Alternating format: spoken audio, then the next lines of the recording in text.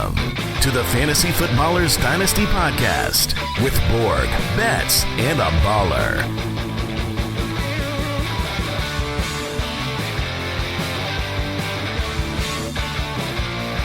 Welcome in.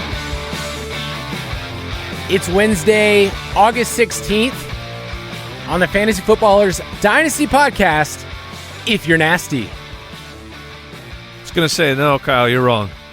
It's not Wednesday. It's not August 16th. None of that matters right now. Because this time, it's nasty boys of summertime. That's what time it is. Man, Kyle, when you were talking on the intro, I was just thinking to myself, like, this show will likely induce vomit to someone listening. The names on the dock today are just next level, and I'm here for it, boys. Grab your Pepto. Grab your antacids, your Dramamine, A like puke bag, whatever you have. Yeah. Have the vomit bag. Have an exit strategy ready, because these boys are nasty. Yeah, we're going to release a Surgeon's General warning, which is actually an accomplishment if this podcast was able to do it. On the show, we are talking about our favorite nasty boys of the summer, players at the end of your dynasty bench. And I'm saying the very end, to the point of you may look at them and say, do they deserve a spot? And we're saying, yes, there is a window of hope. And we'll talk about what we mean. We'll give some, more criteria when it comes to nasty boys, because that is one of the best parts, honestly, of Dynasty, is talking about a player that has a less than 5% chance to maybe start for your team. But if you get it right, boys, if you get it right, you feel better than anything else. Absolutely. Grabbing a player off of a waiver wire in a dynasty league that turns into someone who can start, it is an unbelievable achievement, and it feels fantastic. We just did a bunch of updates in the Ultimate Draft Kit. If you want to get that at ultimatedraftkit.com, especially some of the news with Dalvin Cook and Ezekiel Elliott.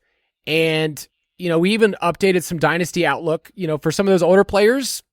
You're fortunate that they signed on. But, I know for me, when it comes to Breece Hall and Ramondre Stevenson, it's like, hey, you're going to hold on to those players because right now, if you were trying to trade them, it would not go as well, right? People are going to hold that against you. But our dynasty rankings, our blurbs, our team opportunities, those are all updated in the Ultimate Draft Kit. And Mike, for you with Ramondre, you dropped him in your rankings for redraft, but for dynasty, it's like he's still only in his third year and we can feel confident. Yeah, I'm still holding on. He's still ranked for redraft as a top 12 running back for me, and that's my biggest dynasty takeaway was for Dalvin Cook. Like, it was being floated we were going to get a two-year contract because this is the Jets are all in for the next 2 years with Aaron Rodgers. They got him to take the pay cut. I'm pretty sure that there's a cap situation after that, but for the next 2 years, Jets will be not just we're trying to improve, we're going to try and win the division. No, it's we're trying to win the Super Bowl each of the next 2 years, and the fact that Dalvin only did the 1 year for Breece Hall, that should be a big sigh of relief for anyone who's rostering Breece. Yeah, it's not worrisome when you think about these players will probably not be on the roster next year, and it's just a rental, and Dalvin got way more, I think, money than a lot of people thought. But yes, he did. But in terms of just dynasty, any quick thoughts on Breece Hall bets that you want to give is just, hey, status quo, don't just abandon ship all of a sudden. No, certainly not in Dynasty. And we've been talking about it, both on, the main show, and we've been talking about it a bunch on here of like, listen, it's going to be a slow start to the season. Everyone knows that. And for Breece Hall, the play in Dynasty is not for weeks 1 through 4, 1 through 6, whatever. It's really the back half of the season, and 2024 is when we are getting Breece Hall to the moon. I fully believe that. He's the exact profile we want to bet on after these ACL injuries, right? The insanely athletic scorer, super young, high draft capital, productive before the injury. So I'd be sniffing around in my leagues just to see is the Breece. That's a good old sniff with your league mates, just to see if they're a little shook. Now, if you're with a lot of savvy players, they're not going to bat an eye on this most likely, but someone might be in a win now mode and saying, look, I need to have my guys contributing right now. If they're shook with the Dalvin signing, I'd be doing everything I can to get Breece Hall for 2024. If you want to get all those in the Ultimate Draft Kit, you can go to that ultimatedraftkit.com, including a draft analyzer if you want to analyze your dynasty team. But if you're here, you're ready to get nasty.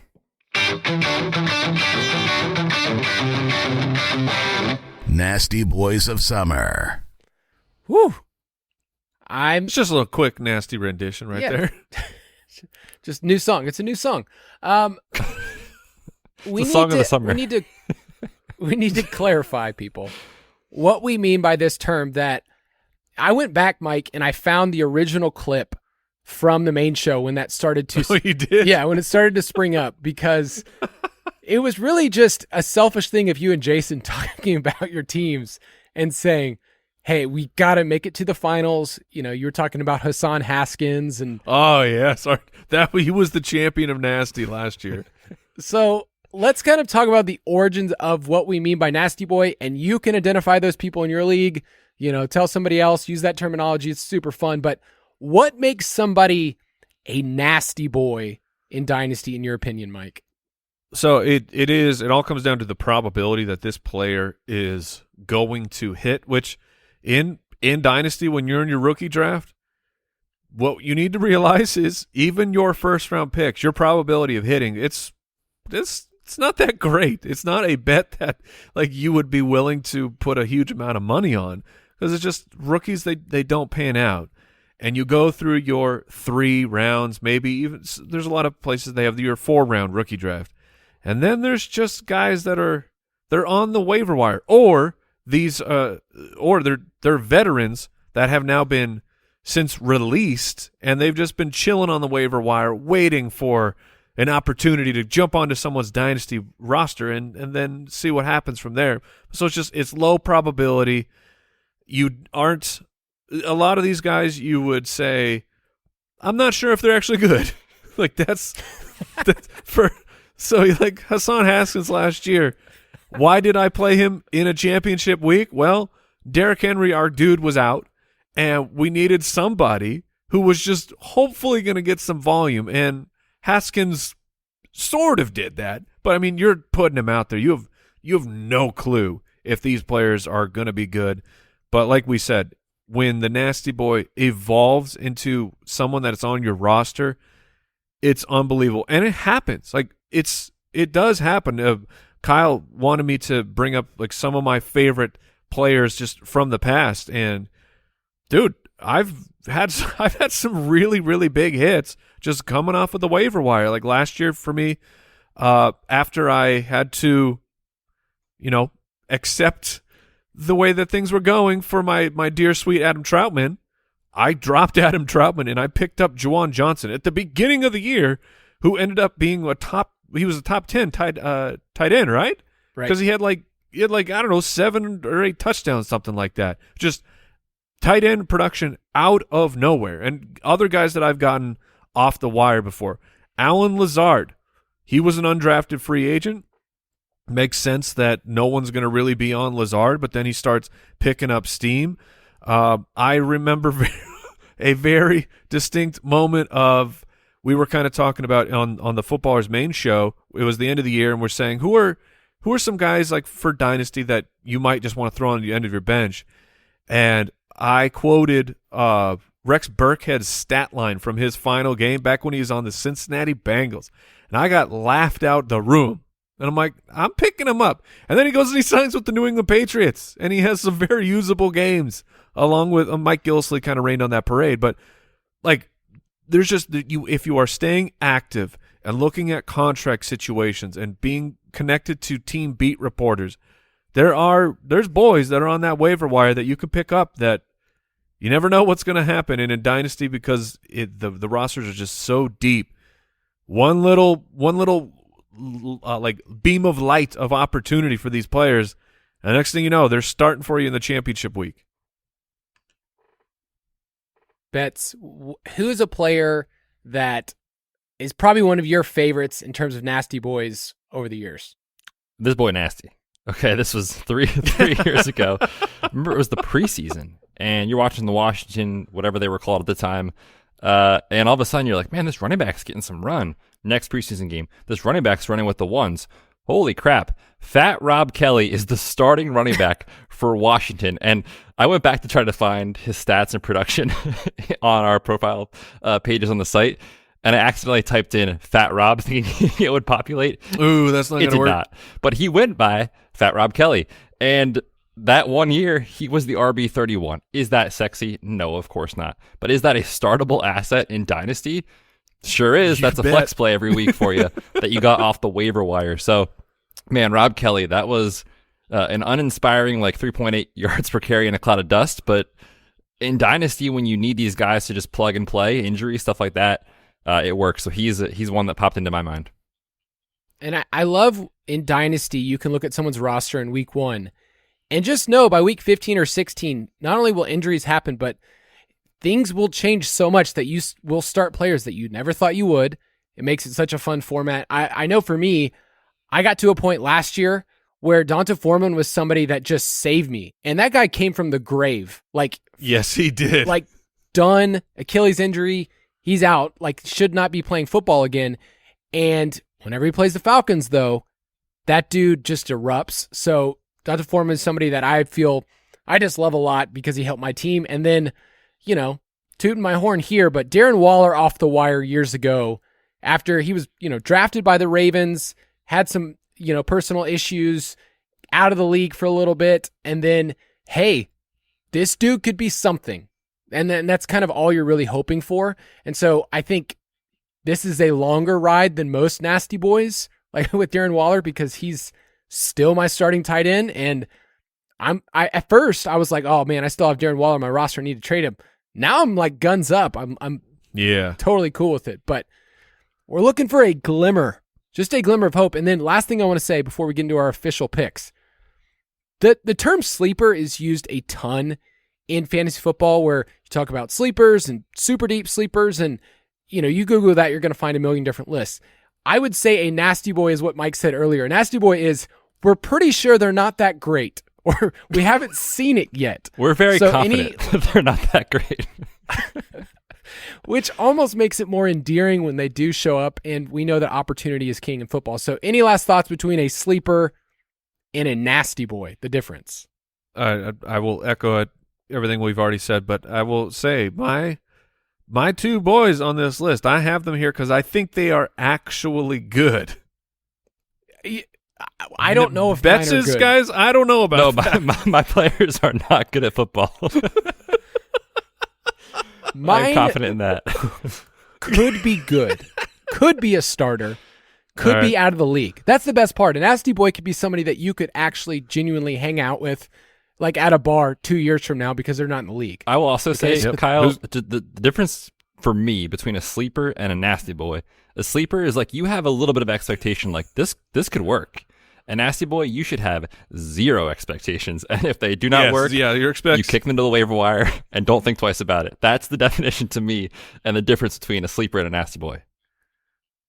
One of my... who's first, Kyle? I'll go first, because one of mine was simply looking at my dynasty leagues and saying, is this person either at the very end of my bench, or is this person actually still on the waiver wire? Okay, so that's... It's most likely that this person is rostered, so I found this out. Cole Turner, tight end for the Washington Manders. In sleeper dynasty leagues, he's rostered in about 29% of leagues, but that has been pushed up so much in the last weekend because he caught a few targets. So let's talk about Cole Turner, talk about the opportunity, because they took him in the 5th round in 2022, and he basically did nothing last year. 9 targets, but he's huge, 6'6", 250, and the biggest vote for Cole Turner to be someone that you could pick up right now is Logan Thomas is a player that seems very easy to fade in terms of injuries. I was shocked. I can't believe he's still around. I mean, good for him. Why did they give him a 3-year contract? I don't know. I'm not trying to be mean, but it's shocking that they would do this to a player that just turned 31 and said, hey, here's 3 more years, who's had some injury issues. He still has 2 more years under contract. And Ron Rivera was quoted as saying, his recovery from his calf strain is slow, it's gradual, because he's an older guy. It's the coach has said this is going to be slow. Logan Thomas was a player last year that we faded and told people not to draft. I remember in the Ultimate Draft Kit. But Cole Turner is a player that was running with the ones, and in week 1 of the preseason, Sam Howell played 21 snaps, okay? He dropped back 16 times. Turner was on the field for 18 of those snaps, and he led the team in targets with 3, including a big 4th down conversion where Howell was scrambling, and that's something that Sam Howell can do. And Cole Turner actually kind of broke off his route, found a soft spot in the coverage, and was able to get a big 4th down gain. So Cole Turner is one of those players, especially for me at tight end, where if you're playing in a league that you have deep bench, you can afford to have at least 2 to 3 tight ends that are on your roster that are just maybes. You swing for the fences, or what people usually do.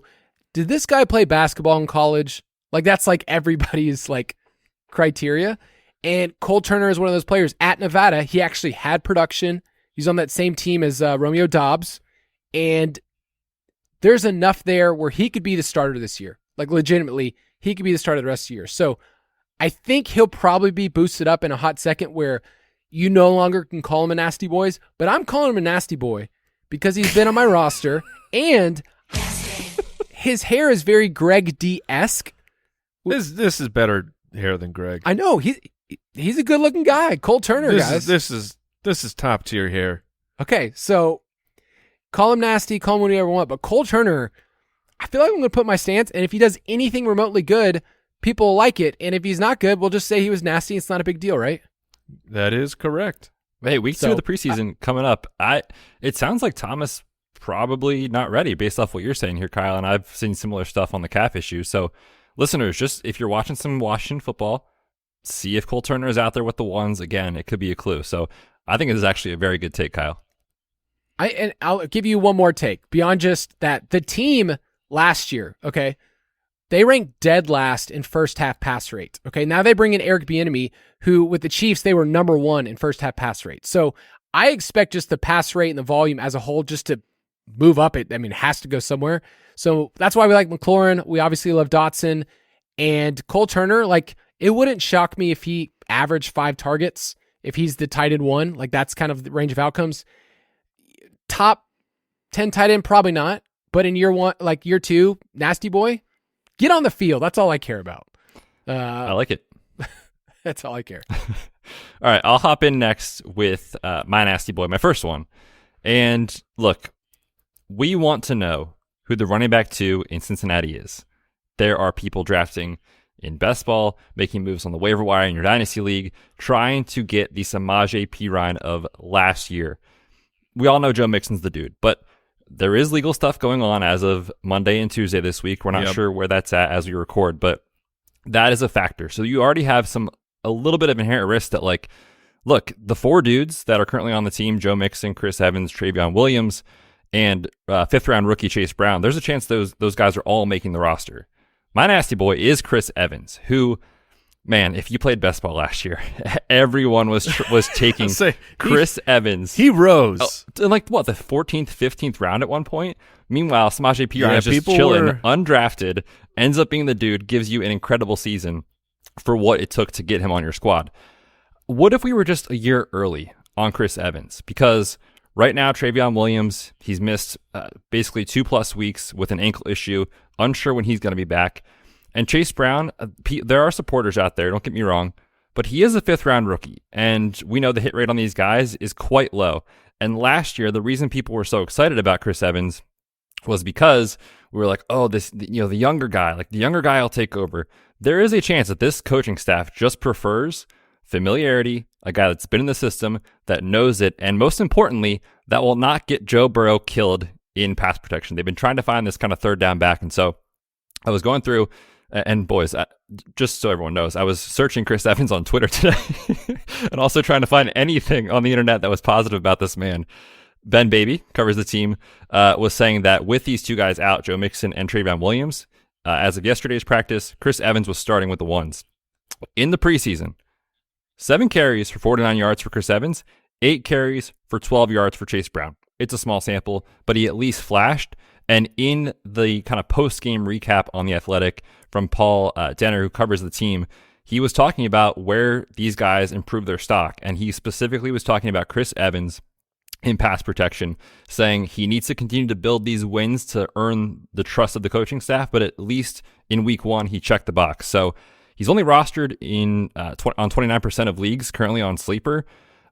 Chris Evans might not be anything this year, but he could be the Samaje Perine role, and I am absolutely willing to take that shot on this nasty boy. It's interesting. All right, I just want to say this real quick, because he actually has the frame where if something were to happen to Mixon, like he could get some more, where Travion, I just don't know. So I don't mind it. I just been burned. So I just wanted to throw that in there. Wait, so you're outing yourself? You were on the Team Evans last year? Yes, which means he'll probably hit this year. That's how it works. All right, I'm jumping in here. I want to talk about a running back who was not drafted by the Tampa Bay Buccaneers, but he was added after the fact. It is Sean Tucker. Now, this guy, he's like fringe, right? I'm really more having him here because I want to talk about Sean Tucker.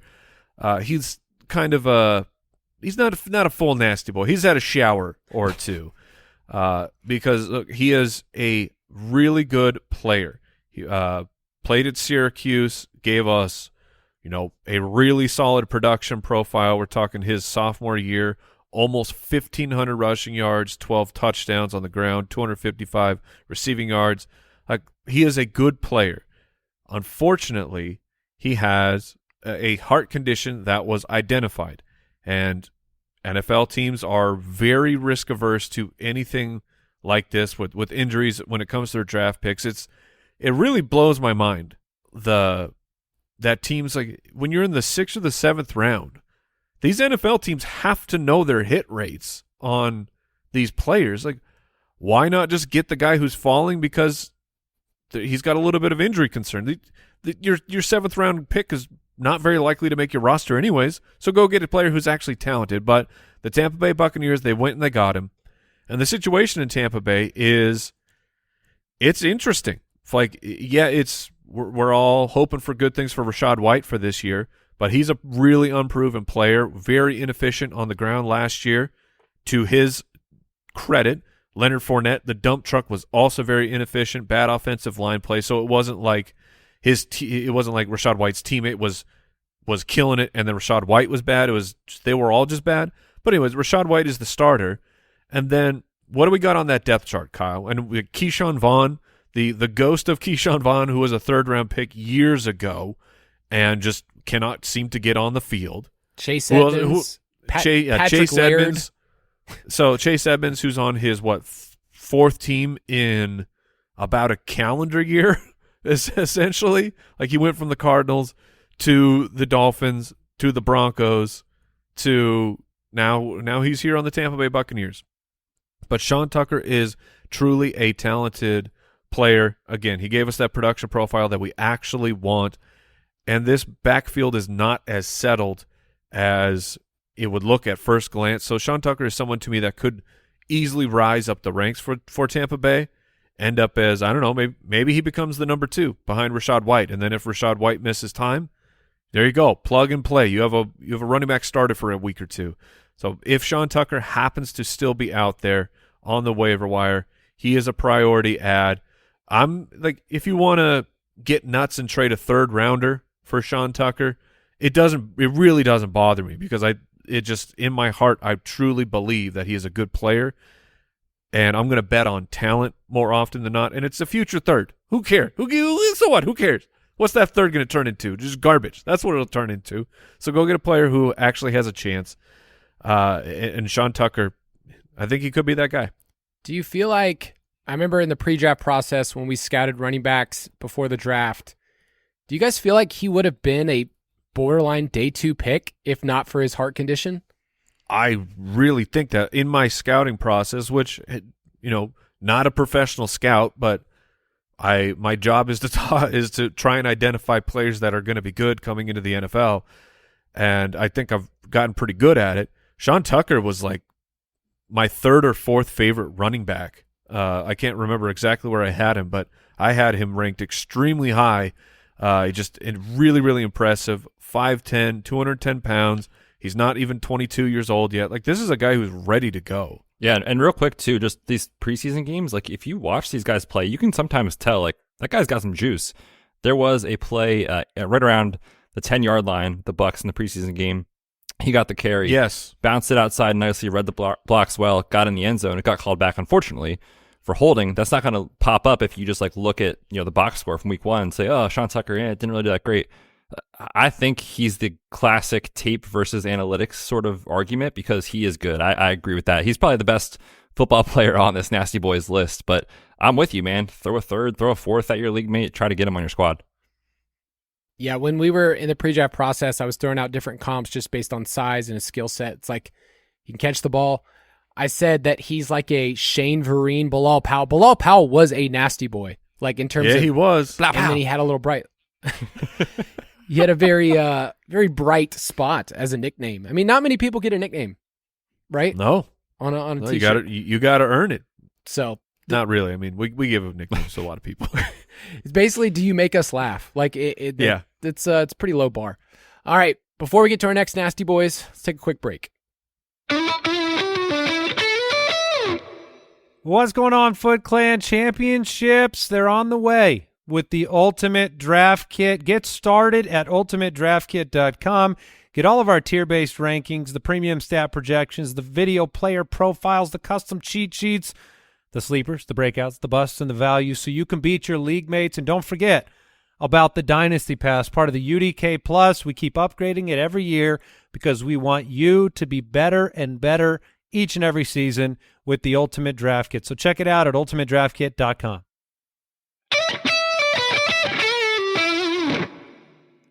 I couldn't get enough of nasty tight end talk, so I needed to throw it back out there and throw at a rookie tight end, which I know if Jason was on the show, he would love it too. But this guy's not really a tight end, and it's Elijah Higgins, tight end for the Miami Dolphins. He was a 6th-round pick, taken 197th overall out of Stanford. Dude's big, 6'3", 235, but his metrics as a wide receiver don't look great. But if you just, instead look at it as a tight end, which is what the Dolphins did, right? Like, the Dolphins are like, man, this isn't good. Let's just put him in the tight end category, and we'll feel way better about this pick.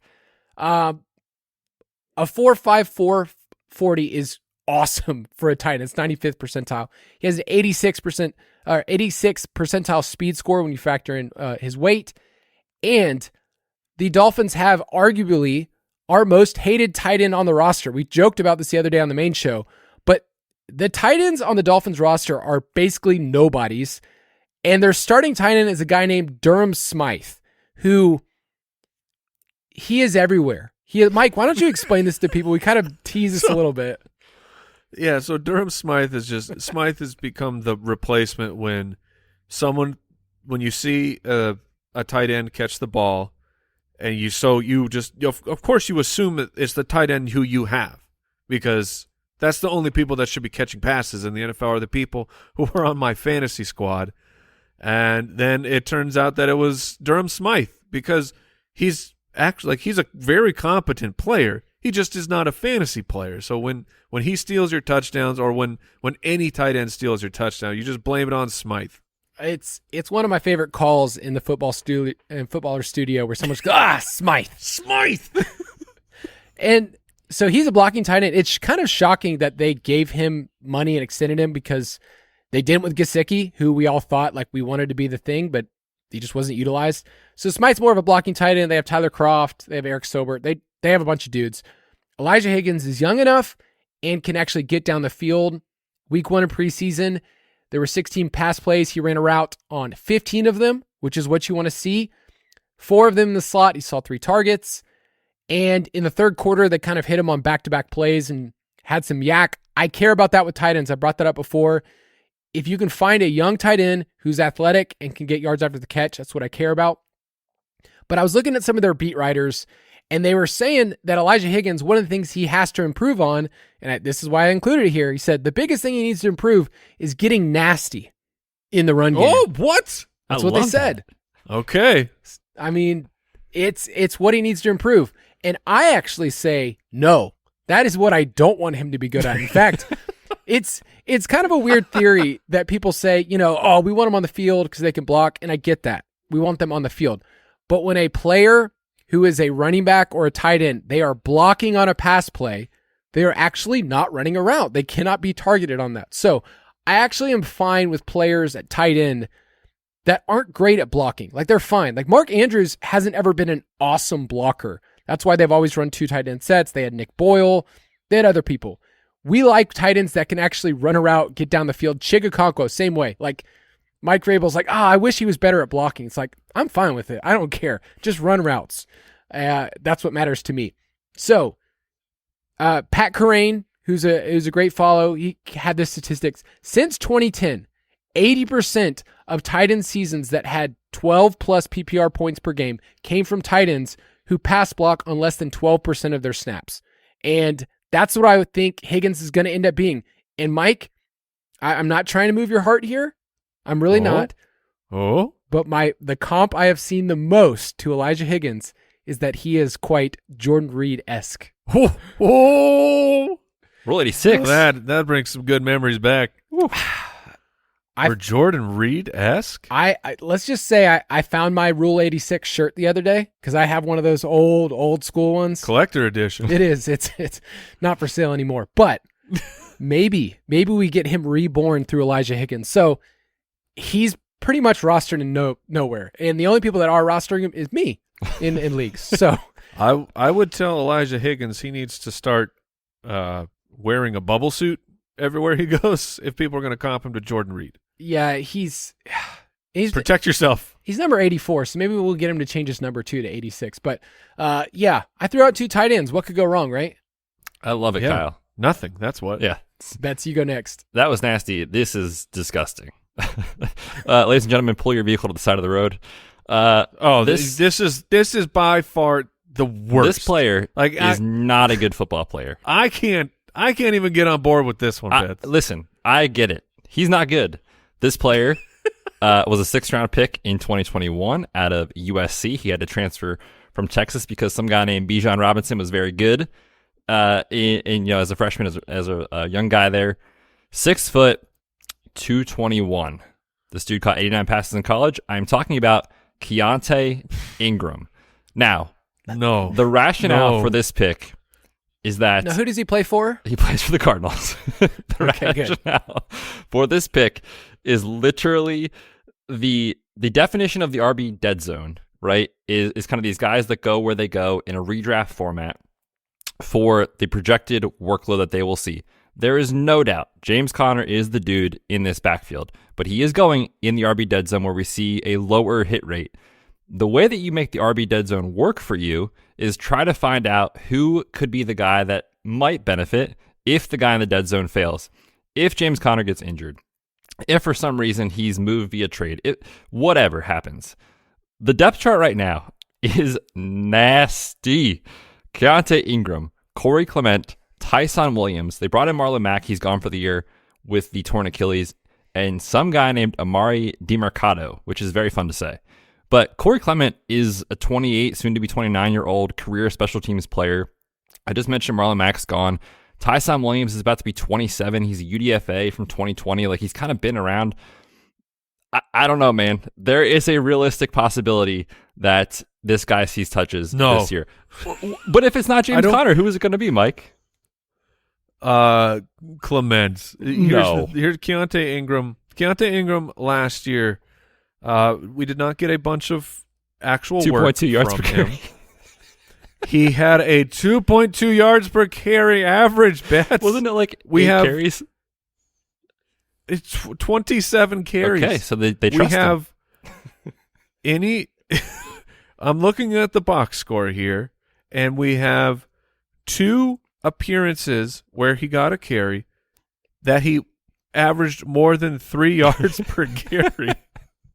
Dude, this guy is... There's just no way. Hey, you asked for the nasty boys. Even if opportunity comes up. This boy's nasty. Not disgusting vomit on yourself, boys. These are guys who you have a 0.0 something % chance. Let me ask this, put it this way. Do you think, Mike, that he needs to be rostered in a dynasty league? Do I? Oh God. Say the words yes, Mike. Probably. Okay. Yeah. Yes. He probably should be on a roster. That's all I'm saying. Just in case he is the backup. Pay no draft picks. Pay no fab. Do not burn a waiver priority. But if you can accomplish getting him on your roster while staying within the criteria of those three things, fine. And then what Adam, happens is if James Conner misses a week or two here or there, you trade him before he plays. You immediately send him away for a third and do not think twice about it. That is the play here. I feel like with a pick like this, Betz, which I'm very proud of you for just scraping the bottom of the barrel. Yeah. You know, there's like taxi squads that people are going to have to lead. There needs to be a different, like he doesn't sit with the team, like he's somewhere else, that you talk about him only like in just very closed door meetings. Because Keaontay Ingram is going to ruin just some bad juju. He's going to bring some bad juju for your team, Betz. 100%. So last year, James Conner had a 3-game stretch where he missed the games because of injury. Like that happens to James Conner. We had weeks 6 through 8, 3 games. And you would think, okay, maybe Keaontay Ingram got some run in those. Okay, well, that first one in game 6 there, he got 3 carries for 7 yards. And that includes a long of 7 yards. Okay, just do that math real quick at home. The following week, they thought maybe he deserved a little bit more run. To his credit, he did score a touchdown, but he ended the game with 9 carries for 14 yards. We go into the next week. James Conner is still not available, and nor is Keaontay Ingram. They said, you're on the bench. You're not going to take a single snap, even though our starter is out. Maybe he has improved. You got to leave room for that. Leave room for that these are human beings. They get better. This was his rookie year, but man, oh man. They liked him enough to say buy Eno Benjamin last year. Like, don't forget that. They at least said we're going to keep him around. Yeah, they did do that. Mike, you're pretty good about not always sharing your fandom. But when I looked at this depth chart, when Betz put the depth chart in there, like, that's bad. That's very bad. Yeah, we're trusting the process. We are building something for the future. I get it. If you're a dynasty manager and you just want to tank this year, just take. Actually, I'm counting on James Conner in a league. He'll be fine. I'll say that's what this points to. Looking at the depth chart of the Cardinals says, how does James Conner not touch the ball 300 plus times, assuming he stays healthy? Like, I don't see how you possibly choose anyone else on this depth chart to give them the ball over James Conner, even if James Conner's exhausted. Mike, you have the final one, and I just want to give my stamp of approval. Yes. This is one of my favorite players. Kyle and I have been infatuated with Mr. Deonte Hardy for quite some time. Kyle even grabbed a screenshot of me adding Deonte Hardy. Unfortunately, I had to cut him from my Dino squad, and then Kyle was able to pick him up a little bit later. Deonte Hardy, who kind of got a little bit of a name for himself back on the New Orleans Saints, he is now on the Buffalo Bills, and Hardy is an absolute burner of a human being. And for the people that love the kind of the nerdy behind the scenes analytics, you like targets per route run and yards per route run, Deonte Hardy's targets per route run and yards per route run are up with the elite of the elite. Small sample because he's not on the field as much as those guys, of course, but the fact that in 2021 you can have a near 27% target per route run rate, you have a near 2.7 yards per route run. Like, these are insane numbers. And he went to, a team that this is the team you want your fantasy players to go to. You dream that your players get traded to the Buffalo Bills to get a premier job playing with Josh Allen in a high-powered offense. But that's not just it, guys. As of right now, Deonte Hardy might be the starting slot wide receiver for the Buffalo Bills. Draft Twitter really wanted it to be Khalil Shakir, who I think was drafted 5th round last year. Kyle, is that Correct. right? So, but we got a report here from a Buffalo beat reporter. Shakir seemed like an up-and-coming player for the Bills late last season, but it appears he has fallen back down to 5th on the depth chart. And Deonte Hardy, who has the wheels, if you put him in the slot, like this is, I am so serious about this. You put Hardy in the slot, and you have Stephon Diggs and Gabe Davis on the outside. This guy is going to make at least 4 gigantic scoring plays over the course of the NFL season should he hold on to this starting slot job. This is watch preseason week 2, watch what the beat reporters are saying. But if Hardy actually does, if he holds on to the spot, like he might have value in a redraft league. And this is a guy who might just be sitting on your dynasty waiver wire. Yes. And the reason why he's kind of stuck around, because he was injured last year, and it's his return abilities are awesome. He was a Pro Bowler back with the Saints, and in college he was insane doing it, but they gave him so much money guaranteed that it's kind of shocking. We don't remember that this was an early move. I think this was like March, first or second day. I remember, Mike, we were playing pickleball. We're like, oh, that guy got that much money. Yeah. And we were shocked. It was over $5 million guaranteed. It's a 2-year deal. And yeah, it's Khalil Shakir, who's mostly been an outside wide receiver. So, playing behind Diggs and playing behind Gabe Davis. This is a team you're going to always bet on. It's just they're going to throw the ball a ton. And Isaiah McKenzie had usable weeks, right? Like, yes, it wasn't always like predictable, but at least it was something that in Dynasty, like if something happened, like I could play Isaiah McKenzie in a pinch. So he's such a fun player. Like I posted some highlights of him recently. At 5'6", I get it. He's small, maybe never going to get a couple catches, but in best ball, I have been taking him with my last pick in Josh Allen stacks, and I feel pretty smart for it. And Betz has said the same thing to me. I mean, it wasn't that long ago that you were touting Khalil Shakir as a solid late round target. So I just want to point that out. But that's the beauty of this, right? Is we change with new information, and everything out of Buffalo is Shakir's fallen, Hardy is rising. Even Trent Sherfield apparently is above Khalil Shakir, and I still see people take Shakir in round 16, round 17 of these leagues. Like, I think that ship has sailed. So I'm with you. This is a guy you got to pick up. He has been working as the primary returner with the Nyheim Hines injury, so he has a role plus this other stuff. Like you said, if he can get in the slot, if he can overtake Trent Sherfield, this dude is explosive. So we don't love betting on 170-pound players that are 5'6", but his skill set and just like you said, those kind of couple boom weeks, if you can plug that in off the waiver wire, that is valuable in Dynasty. And we didn't mention, obviously, every single person that you wanted us to talk about. Next week, we're going to be talking more preseason reactions, so we'll give you some more deeper names that maybe, hey, you didn't talk about those. We'll talk about some of those names. But I do want to give a couple honorary mentions. Some people that almost made the list. I mean, there's a coveted group. I mean, that was 6 this year that we've kind of enshrined forever as a nasty boy.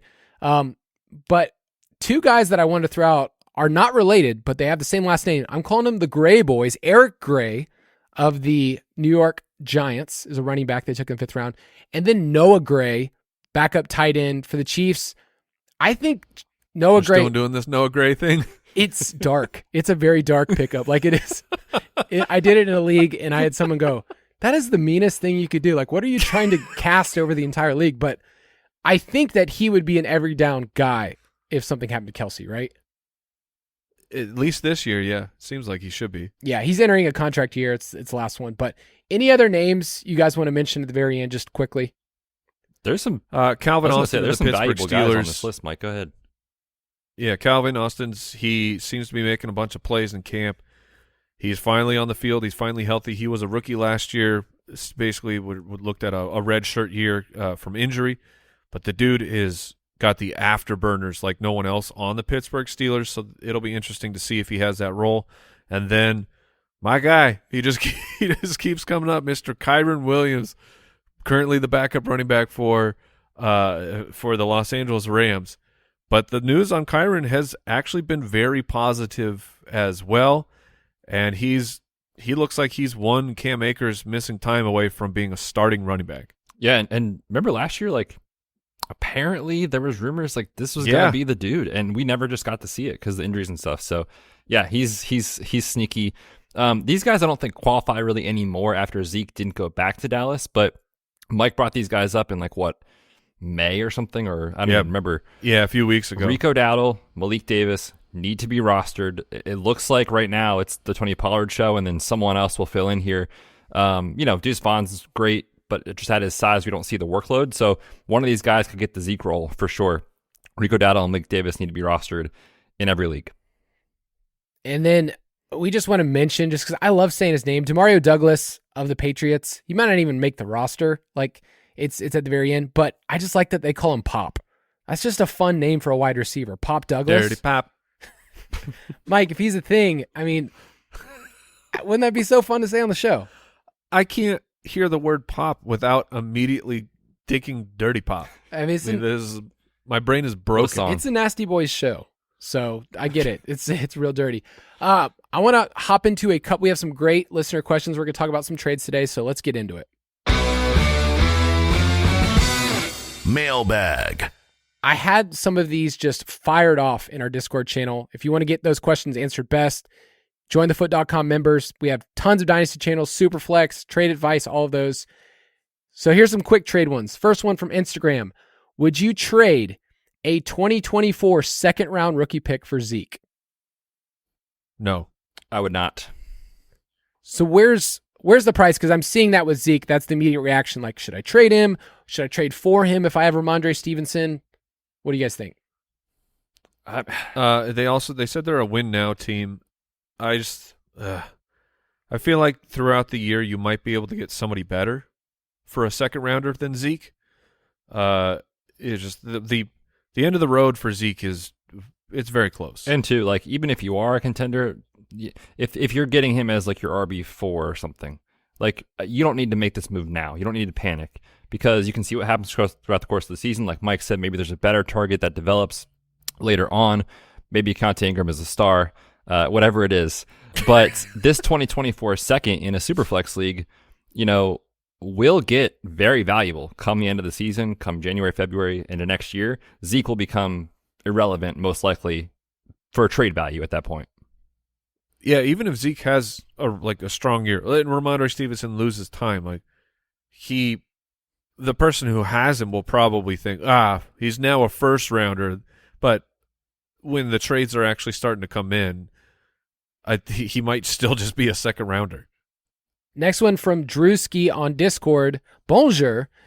If you have two quarterbacks on the same bye week in a Superflex, should you try and trade for another quarterback, or just suck it up and potentially take a loss that 1 week? What do you guys think? I don't know that I'm just trying to trade for another one. Yeah, I'm going dumpster diving. I'm just finding a body that's going to be throwing the ball at least a little bit. I really don't want to take a loss. Yeah, and that's definitely important. But at the same time, like, I'm trying to think of a good example. I can't think in my head. I guess I should be able to rip this off, Kyle, with how many best ball drafts I've done. But, like, Daniel Jones and Lamar Jackson had the same bye week, I believe. That's an example. 13. Like, I wouldn't want to just, like, throw away that, right, just for 1 week in Dynasty, unless you're getting, like, somewhat of an equivalent tier or something. But, yeah, like Mike said, go get someone. Go get a third quarterback to fill it in. Baker or Trask, Desmond or Ridder. like Yes, one of those sorts of guys. Yeah, it's so hard because the rest of your league is going to recognize that you have that and you're in this issue and probably make you overpay. So I would just say my advice would be, don't go out of your way to make this happen just because of 1 week that you're like super worried about. Now, in that instance, Betz was talking about week 13. That's right before playoffs. So it also is kind of important. If you're in a super flex, you got to have more than two quarterbacks. You got to have at least three. I agree, but I remember bringing that up in the super stuff happens. I know. Yeah, and then just like the guy you thought was a starter, like, you have Sam Howell as your third quarterback, and then you look up, you're like, oh crap, he's not the starter anymore. Right. But yeah, don't go out of your way to like overpay, but try to make it happen. Next one from Twitter is from just Ken, not a 10. That's a Barbie reference. Would you trade I am Kenuff. Nick Chubb and Chig for a 2024 first, a 2024 second, and 2025 first? So 2 firsts and a second for Chig and Chubb. Chig and Chubb. So whenever I'm looking at these, I like to just pair it up. So it's like, okay, Chubb is the 24 first because it's player for player. Okonkwo is the 24 second, and then I'm just getting a 25 first. That's the premium payment for me to switch out those two guys. And the answer to me is I think that's a no. That's a no for me. This one is entirely team dependent. I've given up, a first for Nick Chubb. I think that's very fair if you're a contending team. But yeah, if you're not, I'm getting those first, and I'm willing to move away from Nick Chubb and Chig. I understand that we all are excited about him, but it was a small sample size last year. So if you are rebuilding, this is one that I would definitely be okay with. And I think how much longer do you think Chubb has? 2 years. I think if he shows out, which I think we all have him projected as just he's going to be a monster this year, could finish as an RB1, the RB1, then they're not going to just cut him, right? They might restructure some stuff. He's just going to be an integral part. So I think you have a 2-year window. So he's not like a must trade, even if you're rebuilding. I feel like he's somebody that he's going to hopefully gain value towards the trade deadline. As if you want to go all in, you better pay up for Nick Chubb. Yeah, I agree. Next one from the website, Ty and the Clemson Boys. What's the hardest part of podcasting? Knowing your Dynasty league mates are listening in. Yeah, it's been an issue for me for the last 10 years. The nice thing though is I don't bullcrap when it comes to trading. I don't do I start with an offer and I hope I'm getting away with something. I send what I think is a real fair offer. Now, in their eyes, maybe it's not, but I don't ever look at my trade offer and go, ooh, if they accept this, I'm going to have some explaining to do to the league that I got away with this one. So that with people still, they hear my opinions, but they don't necessarily share my opinions. So I'm still able to get some things done and not get run over or people stealing my picks all the time like that. Yeah, I actually haven't had it be too much of an issue, which has been lucky. There's been a couple players that I've had strong stances on, and one of my league mates will say, I heard you, dude, you're in love with, last year for me it was Ramondre Stevenson. It's I'm not trading you Ramondre Stevenson. It's well, that's a bummer. That's a bummer. But for the most part, like Mike said, I've still been able to get some deals done, get the guys I like, stuff like that. Yeah, I feel like there is a temptation, just a small still temptation that says, if somebody's listening in and I want to talk about this certain player, I'm going to talk about them in a very positive light, just maybe embellish. I've never used statistics that way, guys. Never. I've never used them as pure propaganda. But of course, in Dynasty, I feel like you get to do it. I think at the end of the day, most people in good leagues, they want to keep trading no matter what. Even if they just made a trade, they want to, keep this market, keep this conversation going. So I'm kind of fortunate to be in fun Dynasty leagues. I can imagine if you're in a Dynasty league where 6 or 7 managers are super interested and then everybody else just doesn't care, then you could dupe somebody. But yeah, if you're listening to a Dynasty podcast all summer long with us and right now, you're probably having a lot of fun if you're listening. So let's do one more question here. This one's from Cade. In a 1-quarterback, 6-point Dynasty league, would you trade Josh Allen in a late 2024 first for Bijan and Aaron Rodgers? I think I would in a 1-quarterback league. If you're getting Bijan. So that we have some extra information that Dak Prescott is the backup. They do have Garrett Wilson, so they're looking at the Garrett Wilson Aaron Rodgers stack. They also have the 104, and they're eyeing Anthony Richardson with that pick. So, man, I know that Bijan Robinson he's easily the 101. He's probably the number 1 overall Dynasty running back at this very moment, which go back and listen to our Dynasty running back ranking show where we break down how long does a player actually stay ranked really high when they are a running back. And I'm looking at so Jason, the other guy from the Footballers, in our main Dynasty league, he has built his team on a foundation of running backs. That's just how it's worked out for him. So he was going into this year with Bijan because he managed to get the trade for the 101, Breece Hall, and Travis Etienne. And it's like 2 months ago or whatever. You're like, oh my gosh, I can't believe I'm going to have to play against Jason's team. And he has these 3 just studs, absolute superstar fantasy running backs 2 months ago. Okay. Flash forward to today. Breece Hall now has to compete with a $8 million Dalvin Cook for touches for this year. Travis Etienne, the vibes on him are bad. I don't know if you guys are where I am with Etienne, but I was already a little bit worried just as him as a fantasy player. Even I just called him a superstar. I'm just saying, like, the market views Etienne as a superstar. Had a great year, but then they take Tank Bigsby in the 3rd round. Tank Bigsby is a lot bigger than him. Like, maybe he's a better pass catcher. Maybe he's a better goal line running back. And it's like all of a sudden your 3 superstars have killed their value because of other running backs being added to the team, where this does not happen to, like, that's not going to happen to Josh Allen. That's not going to happen to Garrett Wilson.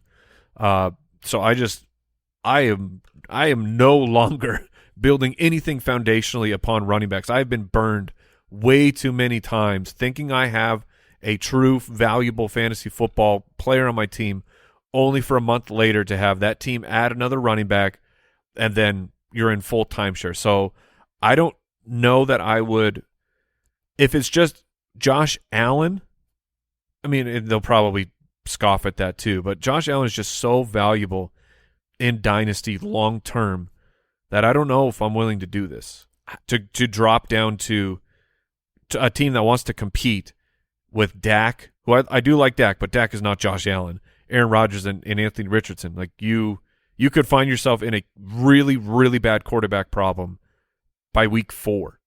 I'm okay with it in the sense of, in a 1 quarterback league, like Bijan, just what Bijan is, because you're getting 4 years.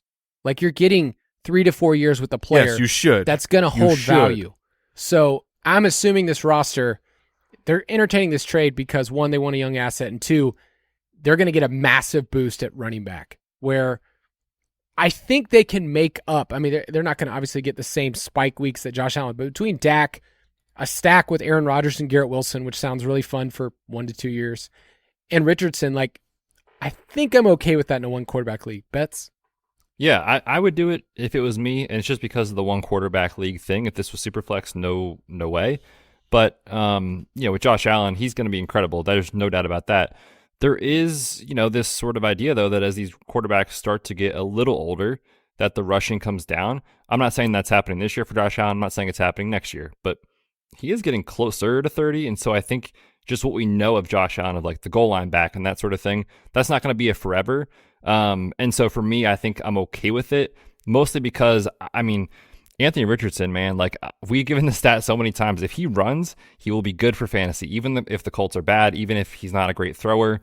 And so I think you can get there. Pick your matchups, see what's happening with Dallas and Dak, Rodgers. Like, if you pick your spots and you have those 3 quarterbacks, I think you could get 80% of Josh Allen's production on the year, maybe more if Richardson hits. So that's a risk I would take to get, right now, a player who's considered a top 3 dynasty asset.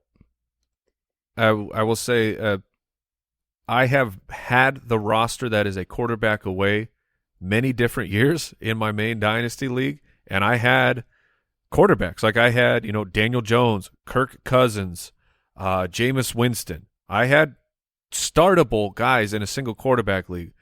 The pain of getting the quarterback pick wrong week after week after week, and then not even getting in the playoffs, specifically because you just keep getting the quarterback wrong. I'm telling you, that is pain.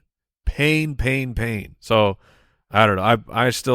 I'm still not doing it. And I don't want to give away a 2024 first. Yeah. I think that's going to be super valuable. I'm looking at this trade in a vacuum, and then I'm like, okay, so I have Josh Allen in a 1 quarterback league, and it's so hard because I just never have to think about worrying about that position. Like, every single week, not only is I know I have an insane floor, but in a 1 quarterback league, like, I am going to murder people alone with just Josh Allen. Several times a year. So yeah, I think you can feel the pain of this. But I think Bijan value wise, he's going to win in a trade chart or whatever, long term in a one quarterback league. But because he's currently the number 1 dynasty running back. Yeah. Will he be that next year? Maybe. I don't know. Man, I hope he's cool. I hope he's awesome. Everything has been awesome so far in Falcons camp. That's going to do it for this episode of the Fantasy Footballers Dynasty Podcast. If you want to get all of our Dynasty rankings, once again, ultimatedraftkit.com. And next week, we'll be back to talk preseason week 2. Have a good week. Hey, thanks for tuning in, everyone. Goodbye. Thanks for listening to the Fantasy Footballers Dynasty Podcast. If you want to take your dynasty skills to the next level, check out thefantasyfootballers.com.